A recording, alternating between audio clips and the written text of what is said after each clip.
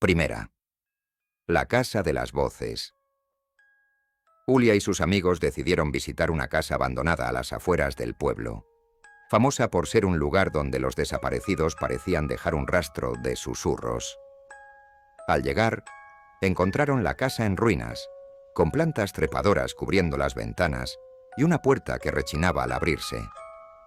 Dentro, el aire estaba frío y pesado, como si alguien respirara junto a ellos. Mientras exploraban, uno de los amigos, Carlos, notó que las sombras en las esquinas se movían y voces infantiles murmuraban su nombre. Pronto la puerta se cerró de golpe y el eco de una risa resonó en los pasillos. Julia se giró y vio una figura pequeña y borrosa que los observaba desde el final del pasillo. Cuando la luz de sus linternas la iluminó, la figura se desvaneció dejando un rastro de huellas mojadas en el suelo. Carlos fue el primero en reaccionar, corriendo hacia la puerta y tratando de abrirla sin éxito. Las voces se hicieron más fuertes, transformándose en gritos desesperados. Julia sintió una mano helada en su brazo y al voltear, vio un rostro demacrado que gritaba en silencio. Cuando el amanecer los encontró, solo Julia estaba en la casa, murmurando incoherencias y con los ojos perdidos. Nadie más fue hallado. 2. El visitante de las 3:33. Manuel había oído rumores sobre la hora maldita, pero nunca creyó en esas historias hasta que empezó a despertar todas las noches a las 3:33. Al principio, pensó que eran simples coincidencias, pero una noche escuchó un golpeteo constante en su ventana. Al asomarse vio una figura alta con un sombrero que le cubría el rostro, de pie al otro lado del vidrio, a pesar de estar en el segundo piso. Esa figura permanecía inmóvil, pero cada vez que parpadeaba, se encontraba más cerca. Un frío inexplicable recorrió su espalda cuando la figura se presionó contra el vidrio, dejando una marca de mano esquelética. Manuel retrocedió, y antes de poder reaccionar, un golpe resonó en la puerta de su habitación. La abrió lentamente, y un susurro gélido le dijo: «Te veo». Las noches siguientes, la figura apareció en su espejo, en las sombras de su sala, y en cada reflejo que encontraba. La última vez que lo vieron fue saliendo de su casa, murmurando incoherencias sobre un hombre sin rostro. Tercero. El cuaderno de los deseos perdidos. Marta encontró un cuaderno antiguo en la biblioteca de la universidad, cubierto de anotaciones y tachaduras. Al abrirlo, leyó una frase que decía: «Escribe tu deseo, pero escucha la advertencia».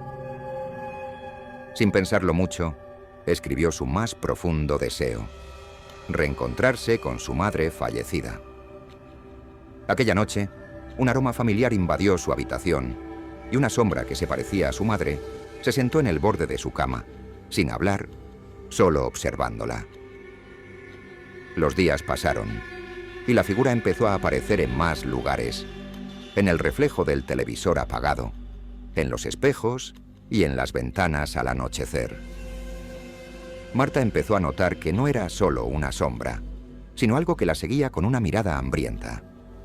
La advertencia en el cuaderno ahora decía: «Cada deseo cobra un precio».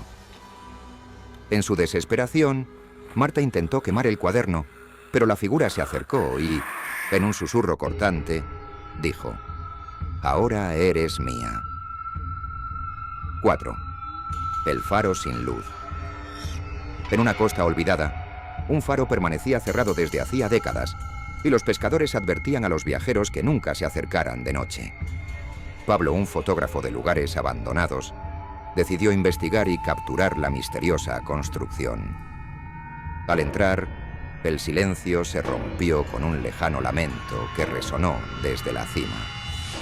Subió las escaleras, sintiendo cada vez más frío y viendo marcas de uñas en las paredes, como si alguien hubiera intentado escapar.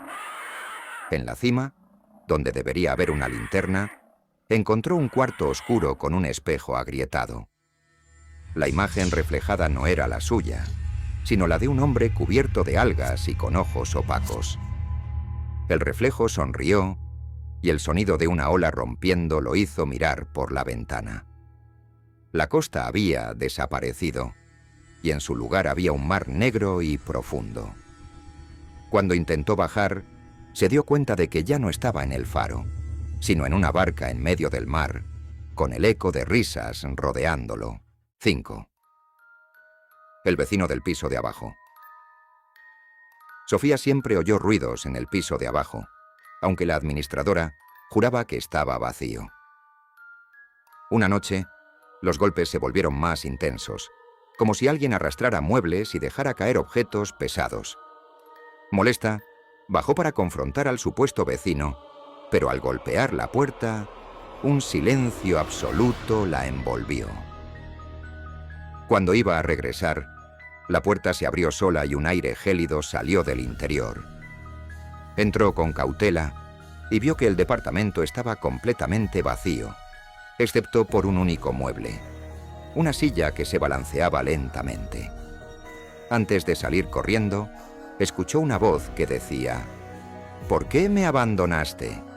Y al voltear, un hombre pálido y demacrado la miraba desde la ventana, llorando lágrimas negras. Desde entonces, Sofía nunca volvió a dormir tranquila, y cada noche sentía que alguien se sentaba a los pies de su cama. 6. Los niños del corredor. En un antiguo orfanato convertido en museo, se contaba la historia de los niños del corredor. Sara, la nueva guía, no creía en las leyendas y se quedó tarde una noche para preparar una exposición. Al escuchar risas y pasos rápidos, pensó que eran niños jugando en el pasillo. Sin embargo, al mirar, el corredor estaba vacío. Una pequeña pelota rodó hasta sus pies y una voz infantil le susurró: «¿Quieres jugar?». Sara vio que las luces parpadeaban y pequeñas manos marcaban las ventanas empañadas desde afuera. Cuando trató de salir, las puertas se cerraron de golpe y vio sombras de niños corriendo y riendo, pero ninguno tenía rostro. Las autoridades la encontraron a la mañana siguiente, sentada en el suelo, abrazada a la pelota y murmurando nombres que no recordaba haber conocido. 7. La sombra del anciano Luis, un joven periodista, fue asignado para investigar a un hombre anciano que había vivido solo en su casa durante 60 años y que aseguraba que una sombra lo seguía desde su juventud. Cuando Luis lo entrevistó, el anciano le mostró fotos antiguas donde, en cada una sombra oscura se veía más y más cerca. Esa noche, mientras revisaba las grabaciones, Luis notó que en el reflejo de la ventana había una sombra que no debería estar ahí. El anciano murió esa misma noche, y al día siguiente, Luis comenzó a notar que la sombra lo seguía en los reflejos, en los cristales del tren, en los charcos de la calle. Cuando revisó una foto reciente de él mismo, la sombra estaba tan cerca que parecía rodearlo. La última vez que lo vieron, Luis estaba en su apartamento, y vecinos decían haber oído un grito ahogado y el sonido de un cristal rompiéndose.